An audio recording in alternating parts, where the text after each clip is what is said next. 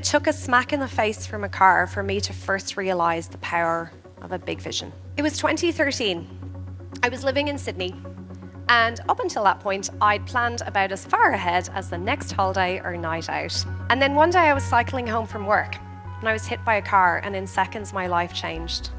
Multiple fractures in my jaw, a traumatic brain injury that completely upended my life. And of the many diagnoses I received over the next few months, one of these was adjustment disorder, which means failing to adapt to the new normal after a trauma. Here's the thing. I was failing to adapt because I was completely unwilling to accept that as normal. I knew exactly where I wanted to be, how I wanted to feel, where I wanted to go. It took me almost 5 years to rebuild my own health, and this gave me the drive to build the clinics I needed and I couldn't find. By 2023, I had 4 of them across Far North Queensland. But somewhere along the way, I'd created a role that I hated. I became the bottleneck, and I was caught in a job I felt I couldn't leave. Every week I talk to allied health business owners who feel the same. Exhausted, pulled in a million different directions, wondering when the business is going to give them the legacy and the life they'd hoped for. Meanwhile, self-reported burnout amongst clinicians has never been higher.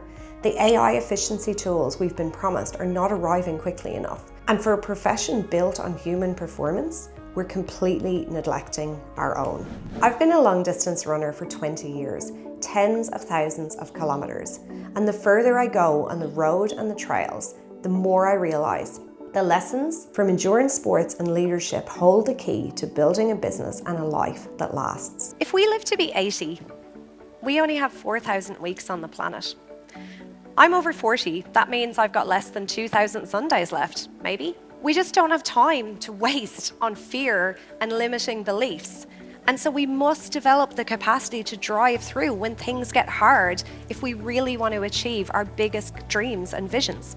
When are you going to stop pouring everything into everyone else and start building the clarity, the focus, and the momentum to actualize your true potential? Again and again, we must use recovery not just as a reward for reaching the summit, but as strategy to power our climb so we don't burn out before we hit the peak. And then over and over, we must refocus and reset to make sure we're on track, because the path to a summit is never linear. Then once we reach one summit, we see a lot of new peaks around us.